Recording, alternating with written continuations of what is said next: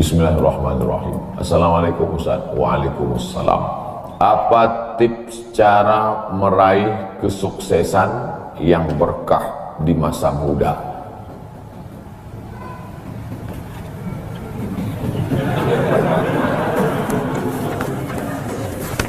Saya tidak pernah bercita-cita menjadi apapun. Cita-cita saya dulu cuma satu, bagaimana membahagiakan orang tua. Itu saja. Ya Allah, aku sekolah, tak tahu dulu pulang mau jadi apa. Yang penting bisa membahagiakan orang tua. Itu saja. Jadi setelah itu sampai, ya sudah. Bisa menyenangkan hati orang tua, bisa, itu saja. Maka selalu saya sampaikan di kampus-kampus kepada mahasiswa, kalian kalau belum bisa membahagiakan orang tua, jangan menyusahkan orang tua. Ini kadang baru ngelihat namanya aja di HP dah kumat darah tinggi mah. Kalau belum bisa membahagiakan dia, jangan menyusahkan dia. Maka saya di Mesir 4 tahun tak pernah saya minta duit. Tiba-tiba udah sampai ke Mekah. Mak, aku udah di Mekah. Dari mana kau dapat ongkos? Ada tabunganku sikit-sikit. Pergi ke Mekah, kerja, pulang, bayar hutang. Yang pernah menyusahkan orang tua. Oleh sebab itu cita-citanya yang pertama mencari ridha Allah. Ridha Allah fi ridhal walidain wa sukhutullah fi sukhutil walidain. Pulang saya ke kampung, saya mau beli tanah berapa meter, ternak lele, tanam cabai, daun ubi, malam ngajar ngaji. Cita-cita saya kecil aja. Tak ada cita-cita mau jadi ustadz viral disambut di airport aja. Terus kata mak saya, masa kau S2 tinggal di kampung, pergilah ke kota. Akhirnya saya menghonor jadi dosen, siang jadi dosen, malam ceramah di masjid, direkam, diupload, khutbah diupload, like and share, akhirnya viral. Diusir beberapa kali, makin viral. Dibully, makin viral. Akhirnya yang membuli saya taubat sekarang. Ini orang makin dibully, makin viral. Udah kita diamin aja lah. Itu semua itu kerja kita atau kerja Allah? Kerja Allah. Kerjakan kerja kita, urusan Allah, biar Allah yang urus. Kita hidup ini sama macam bawa pancing. Kita tugas kita ambil bambu, pasang kail, cari cacing, letakkan. Masalah ikannya datang tak datang itu urusan Allah. Ini kadang banyak orang ngurus urusan Allah yang dia urus. Urusan Allah yang kau urus. Kata Allah, yang mendatangkan ikan ini urusan aku. 10 pancing pasang, itu urusan kita. Tarik pancing 1, cacingnya hilang. Cari pancing 1, kailnya hilang. Cari pancing 1, talinya hilang. Yang ke-10, mambunya hilang. Marahkah kita? Tidak. Karena urusan kita sudah selesai. Serahkan urusan Allah. Pulang ke rumah, rupanya Allah mau kasih kita bukan ikan mentah, tapi ikan masak. Banyak orang terlalu berpikir hidup ini kau buat saja urusanmu, urusan Allah. Urusanmu berangkat dari rumah kerja, masalah hasilnya urusan Allah. Berapa banyak orang bekerja tapi tak dapat apa-apa. Betul? Kalau sudah rezeki tak kemana. Tapi jangan gara-gara ini lalu bapak enggak kerja. Dibangunkan ibu besok pagi, bang, abang nggak kerja masuk kantor. Urusan Allah. Kalau ada suami ibu seperti itu, ibu jangan marah, biarkan aja. Nanti jam 12 dia bangun, dia lapar, dia tengok, mana makanan? Ibu jawab, urusan Allah. Harus ada usaha dan ikhtiar. Pertama, niat cari ridha Allah. Kedua, senangkan orang tua. Ketiga, berusaha. Setelah itu, tawakal Allah. Hidup jangan susah. Hidup sudah susah, jangan bikin susah. Hidup sudah pahit, jangan minum kopi pahit. Gimana hukumnya memberi hutang kepada orang minjam tapi berkali-kali nggak pernah bayar? Apakah kita termasuk orang yang menzolimi dengan tidak mendidik orang tersebut menjadi mandiri, karena sepertinya tak pernah mandiri dan tidak berniat untuk melunasi? Ayat yang paling panjang dalam Al-Quran, surat Al-Baqarah 282, satu lembar. Bukan tentang puasa, bukan tentang sholat, bukan tentang baca Quran, bukan tentang zikir, tapi ayat yang paling panjang tentang bayar hutang. Sholatnya banyak, puasanya banyak, zikirnya banyak, baca Qurannya khatam, tapi kalau bayar utang tak dibayar, di akhirat kau akan cari dia. Oleh sebab itu ada orang mati syahid. Oh, mati syahid. Orang mati syahid gak merasakan sakratul maut. Orang mati syahid gak merasakan azab kubur. Orang mati syahid tidak merasakan hisab. Orang mati syahid langsung masuk surga. Ilat dain, kecuali hutang. Makanya kalau ada orang menagih hutang, itu dia bukan pelit, dia sedang menyelamatkan saudaranya dari makan haram. Makanya datang ke rumah dia, habis pengajian nih langsung datang. Assalamualaikum, waalaikumsalam. Kau mau menagih ya? Aku bukan mau menagih, tapi menyelamatkanmu, anak cucumu, istrimu, tetanggamu dari makan haram. Ya ayyuhalladzina amanu, hai orang-orang yang beriman, hai orang yang percaya bahwa setelah mati dia akan hidup lagi menghadap Allah. Idza tadayantum bidainin, kalau kau menjalin transaksi hutang piutang, ila ajalin musamma, sampai ke batas waktu tertentu, faktubuh, tulis, saya pinjam kepada kamu 500.000, akan saya bayar pada bulan Mei. Tahunnya jelas. Banyak juga bulan Mei. Maybe yes, maybe no. Bulan berapa? Bulan Mei tahun 2020. Oke. Sekarang bulan Maret.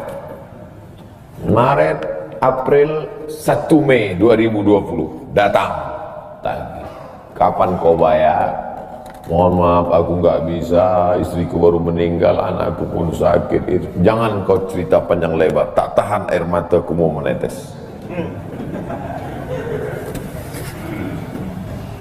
Kalau dia dalam kesulitan, fanaziratun ila maisarah, tunggu sampai dia lapang.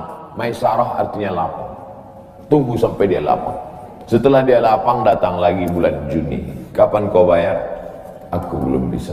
Nampaknya lebih banyak ongkos minyak aku daripada uang yang kutagih.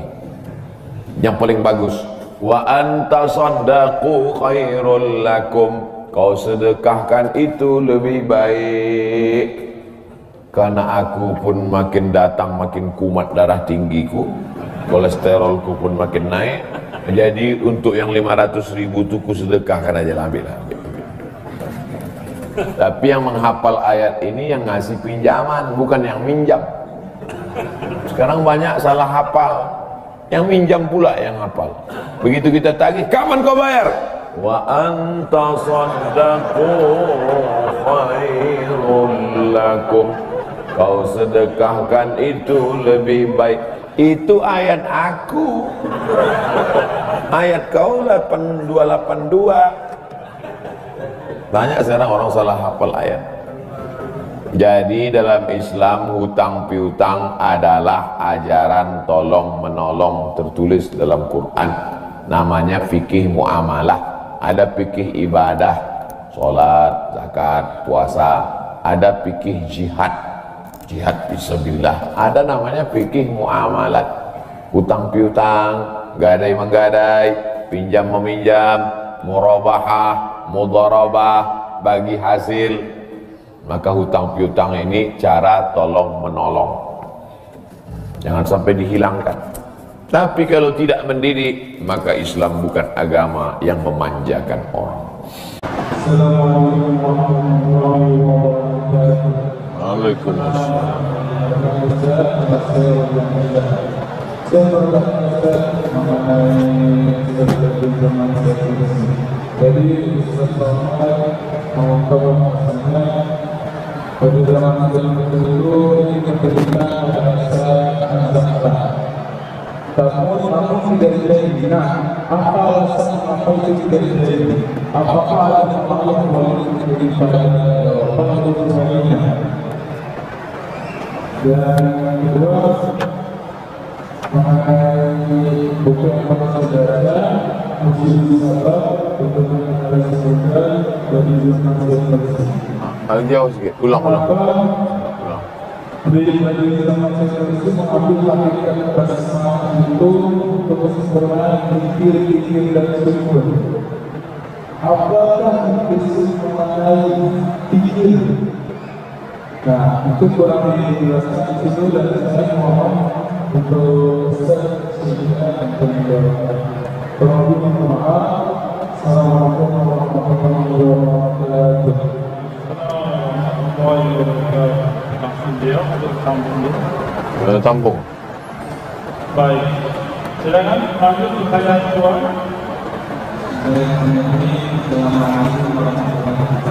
Waalaikumsalam.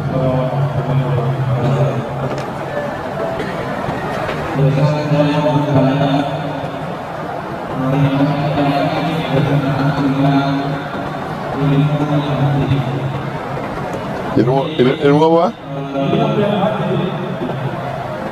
Ilmu dan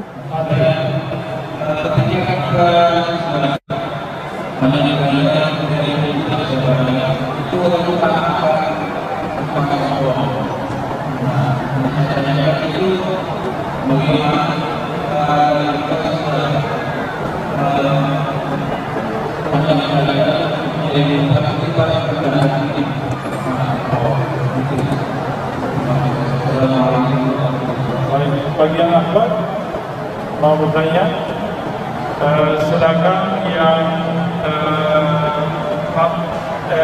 jilbabnya yang agak kuning ya sebelah kanan ya, saudara, yang pakai niqab ya, saudara.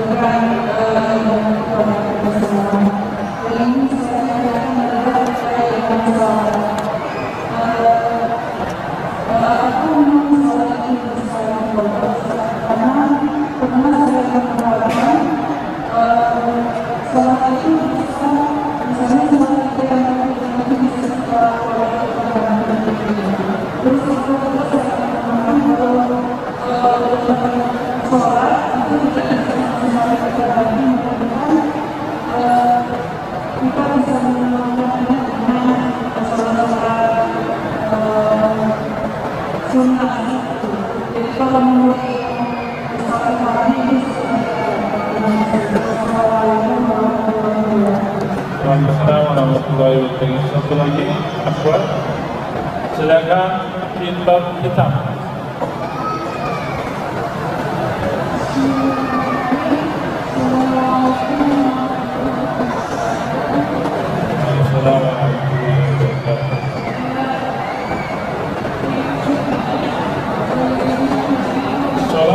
Tolong dekatkan aja mic-nya, tidak mendengar.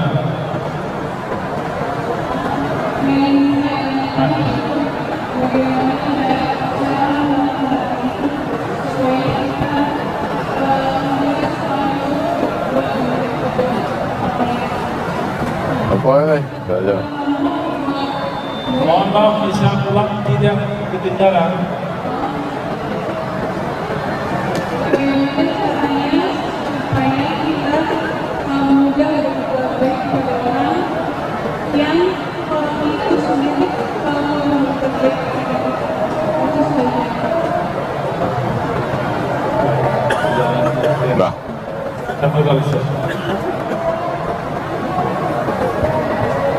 Terima kasih buat semua penanya. Ada 5 pertanyaan. Pertama, Az-Zahra.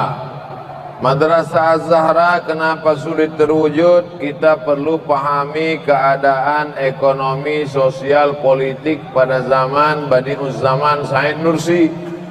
Dia punya ide-ide brilian, tapi tidak semudah membalikkan tapak tangan. Kita tahu beliau sendiri bersikap sebagai oposisi. Semua penguasa yang batil, yang sekuler, yang liberal, yang kafir, yang tak peduli pada Islam, maka pasti akan membenci ide-ide brilian beliau. Kita tahu jangan di zaman sekarang, jangankan untuk membuat satu universitas baru yang dibuat oleh tokoh kontroversial atau tokoh yang tidak disukai penguasa, sedangkan sekolah yang didirikan bupati yang lama saja belum tentu mau dilanjutkan bupati yang baru. Kenapa? Karena itu membawa nama, bukan membawa ide. Nanti orang akan, itu kan Said Nursi. Tapi jangan lupa, ide-ide Said Nursi itu tetap dikembangkan orang sampai sekarang. Saya bulan Januari yang lalu ke Turki, berkunjung ke satu lembaga pendidikan. Lalu kemudian pas mau pulang bertemu lagi dengan salah seorang tokoh pendidikan. Apa kata dia? Ustadz Somad kirim anak-anak Indonesia yang mau menghafal Quran, yang mau belajar Islam. Artinya apa? Tidak terwujud dalam bentuk nyata dengan nama beliau, tapi ide-idenya sampai hari ini masih tetap eksis, dilaksanakan oleh di Turki, baik dilakukan oleh lembaga formal maupun non formal. Jadi jangan katakan cita-citanya tidak tercapai. Justru ide-ide brilian yang ada hari ini mendirikan universitas-universitas Islam yang mengkombinasikan antara sains dengan ilmu pengetahuan, integrated kurikulum, itulah ide besar dari Badi'uz Zaman Said Nursi. Cita-citanya tercapai, ide-idenya terwujud, Allah yang mewujudkan itu. Karena yang memberikan ilham itu Allah, yang mewujudkan juga Allah dari hati seorang hamba yang suci dan bersih. 2. Kenapa dalam Bismillahirrahmanirrahim itu ada fikir, ada zikir, ada syukur? Pertama, orang yang bisa mengakui Allah hanya orang yang berfikir. Alladzina yadhkuruna Allaha qiyaman. Orang yang mengingat Allah tegak, wa qu'udan, duduk, wa ala junubihim, berbaring. Siapa itu yang bisa menyebut nama Allah? Baca pangkal ayatnya. Inna fi khalqis samawati wal ardi. Orang yang memikirkan penciptaan langit, penciptaan bumi, waqtilafil laili wan nahar, perputaran siang dan malam, la ayat. Ini adalah ayat-ayat. Itu yang disebut dengan ayat-ayat kauniyah. Bukan ayat kursi, bukan ayat Al-Fatihah. Itu ayat bagi orang yang sudah beriman. Adapun orang yang tidak percaya, bagaimana dia mau merenungkan ayat kursi? Dia sendiri tak percaya pada ayat kursi. Tapi begitu dia berpikir tentang langit, siapa yang menciptakan langit dengan segala keindahannya? Ini matahari, ini bumi. Tidak mungkin bumi menabrak matahari, tidak mungkin bulan menabrak bumi. Bagaimana bisa berjalan dengan garis edarnya yang indah? Maka saat itu dia akan berkata, pastilah ada Tuhan. Tapi dia tidak tahu nama Tuhan itu apa. Makanya Einstein berkata, dunia ini pasti diatur oleh Tuhan, tapi tak tahu Tuhan itu entah siapa namanya. Maka datanglah Nabi menjelaskan yang abstrak. Secara umum Tuhan bisa ditangkap dengan akal, tapi secara detailnya Nabi yang menjelaskan. Memang betul ada Tuhan, namanya siapa? Ya Rahman, Ya Rahim, Ya Malik, Ya Kudus, Ya Salam, Ya Mu'min, Ya Muhaimin, Ya Aziz, Ya Jabbar. Tentang Allah, tentang sifat Allah, tentang perbuatan Allah, tentang asma Allah, itu semua dijelaskan oleh Nabi. Maka dalam Bismillah ada fikir. Orang yang berfikirlah yang mampu berzikir. Setelah fikir baru meningkat ke zikir. Berfikir, setelah dia berfikir, siapa yang menciptakan alam? Apa mungkin dia terwujud dengan sendirinya? Aku ini datang dari mana? Sedang di mana? Mau kemana? Mau bawa apa? Itu salah satu jawaban Risalah Nur. Risalah Nur Badi'uz Zaman Said Nursi untuk menjawab 5 pertanyaan itu. Aku ini dari mana, mau kemana, sedang di mana, bawa apa, tercipta dari apa? Maka dijawab itu melalui Al-Quran, dijelaskan oleh hamba Allah. Afala yatadabbaruna Al-Quran. Setelah berfikir, takut dia, lalu kemudian berzikir. Setelah itu barulah datang syukurnya kepada Allah Subhanahu wa taala. Ar-Rahman Ar-Rahim. Sadarlah dia bahwa hembusan nafasnya, detak jantungnya, lintasan pikirannya, kedipan matanya, bisikan telinganya, langkah kakinya, hayunan tangannya itu datang dari Ar-Rahman Ar-Rahim. Ar-Rahim hanya orang beriman saja. Ar-Rahman semuanya dapat. Maka ketika orang berkata Bismillahirrahmanirrahim, terangkum di dalamnya antara zikir, fikir, zikir dan syukur. Mudah-mudahan kita termasuk yang merenungkan itu insyaallah. Amin. Banyak orang sekarang enggak merenung. Bismillahirrahmanirrahim. Amin. Gimana tak ada perenungan sama sekali, maka sholatnya tidak berefek. 3. Ilmu dan hati. Banyak orang makin banyak ilmu, makin angkuh, makin sombong. Saya kalau saya peturutkan, walaupun saya tak ada ilmu, walaupun tak banyak ilmu, ceramah diundang di rumah pejabat, disediakan pesawat, disediakan helikopter, disediakan hotel, disediakan macam-macam, dilayani, dikawal, dimuliakan, dicium tangan, dikasih kursi duduk megah, mewah, cantik. Kalau makan sama pejabat-pejabat itu saya dipersilakan duluan. Silakan Ustaz. Andai ada racun saya mati duluan. Itu kalau diperturutkan itu, dengan itu lama-lama bisa jadi Fir'aun. Lalu bagaimana caranya supaya hati kita ini tidak angkuh, tidak sombong? 3 cara. Pertama, sering-sering minta nasihat. Makanya kalau saya ketemu sama Kiai, Kiai, apa nasihat untuk saya? Ketemu sama Habib, Habib, apa nasihat untuk saya? Ketemu sama Ustadz, Ustadz, apa nasihat untuk saya? Jangan malu minta nasihat. Minta nasihat, jangan minta nasi. Minta nasihat. 2. Pergi ke kampung-kampung. Pergi ke kampung pedalaman yang enggak ada signal, yang kira-kira orang enggak kenal. Pergi ke kampung pedalaman, enggak ada signal, lewat di tepi sungai, orang sedang nyuci ikan, mancing, saya angkat tangan. Pak, dia diam aja. Dalam hati, baru kau tahu kan, orang enggak kenal kan? Nah, oleh sebab itu maka menyadarkan diri. Adik-adik mana tahu nanti kuliah berhasil S1, S2, S3, hebat, dikenal orang, populer. Bagaimana cara menghinakan diri?